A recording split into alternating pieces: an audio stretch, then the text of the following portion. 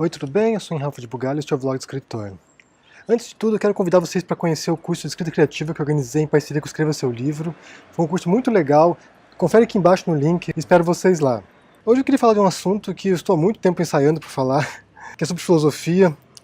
E o tema de hoje é o que é filosofia. Pode parecer simples responder isso, porque existe uma definição bastante padrão ali nos manuais de filosofia, nos livros de filosofia, que é a junção da palavra grega philo, que é amor, e sofia, que é conhecimento, então seria o amor ao conhecimento.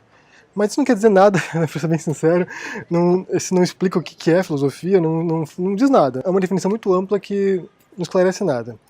O fato é que é complicado você fazer uma junção de todos os períodos históricos da filosofia, né, começando com os gregos até a modernidade, até a contemporaneidade, porque se transformou muito, mudou muito o foco, os temas se transformaram bastante, então quando a gente usa filosofia, a gente está usando um termo bastante vago e que percorre aí 2.500 anos de história, mais até. Essencialmente, o que une todos esses períodos, que é a característica fundamental da filosofia, é a característica que realmente poderíamos usar como um critério para definir o que é filosofia, é a indagação, é a busca por respostas, mais do que a própria resposta, eu acho. Me parece que muitos filósofos, boa parte deles, compreendem o caráter transitório das verdades, como elas morrem, se transformam ao longo dos tempos e das refutações, mas essencialmente desde o Sócrates, desde do que seria o maior filósofo de todos, há uma investigação e uma dúvida constante, um questionamento. O que o Sócrates fazia na Grécia, em Atenas, era caminhar pelas ruas, conversar com as pessoas, e nesse processo, nesse ato, ele punha em xeque todas as certezas das pessoas.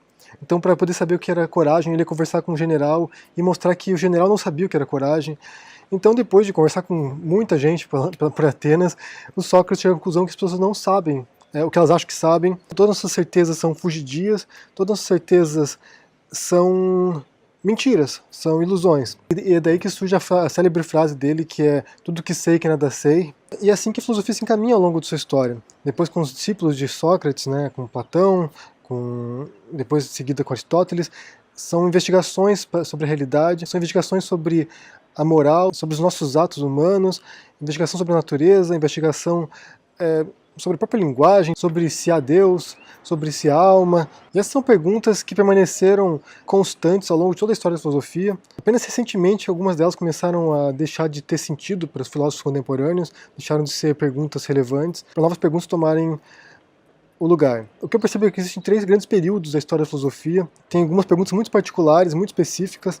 A primeira delas é a Antiguidade, que eu incluiria a Grécia Antiga, Roma e a Idade Média. Eu acho que a grande dúvida nesses momentos é sobre o nosso papel nesse mundo, se há alguma ordem, se há algum sentido. É investigar o mundo, indagar as ações, indagar a realidade e esperar que o mundo revele essas respostas pra gente.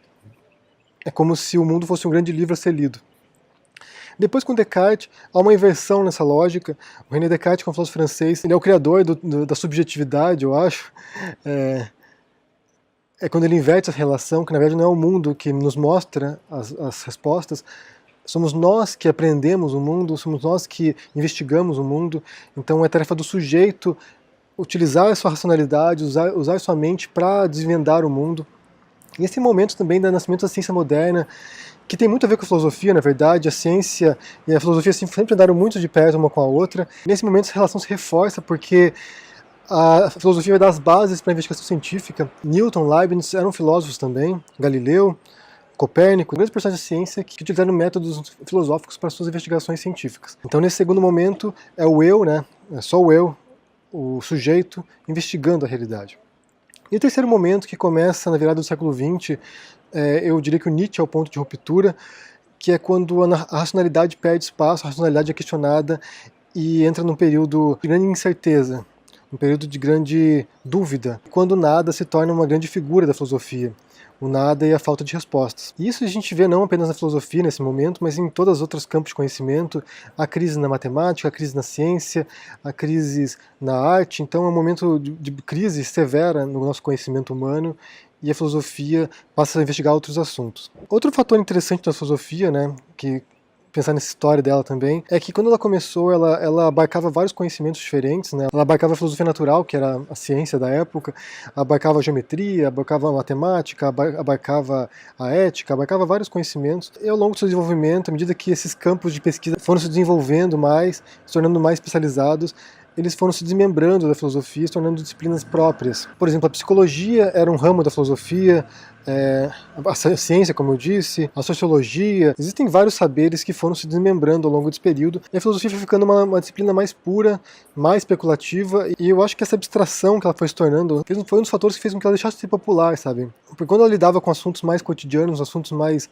mundanos, né, assuntos que diziam respeito mais a todas as pessoas, era muito mais simples de ela se tornar popular, é muito mais simples de ser uma disciplina compreendida por outras pessoas, mas no século XX ela se tornou muito mais especializada também, e com assuntos muito herméticos que fez com que ela se tornasse uma disciplina meramente universitária, sem muito contato com a realidade das pessoas normais. Embora haja algumas tentativas de resgate, né, hoje em dia acho que tem alguns livros bem populares de filosofia que estão rolando por aí, nos mais vendidos, essas coisas, mas em geral os grandes temas filosóficos de hoje, pelo menos na academia, nas universidades, não são temas para o público geral. Mas basicamente, se fosse dizer o que é filosofia, eu diria que é o percurso do pensamento ocidental, principalmente, começando na Grécia e seguindo pela Europa, pelos Estados Unidos, e que investiga nossos saberes, investiga nossas certezas e propõe perguntas, propõe dúvidas. A filosofia é uma grande máquina de gerar dúvidas, é um modo de indagar, de questionar e de romper com certezas. Mais do que respostas, a filosofia propõe indagações, propõe questionamento. E sinceramente, eu penso que isso aí é essencial para a nossa vida.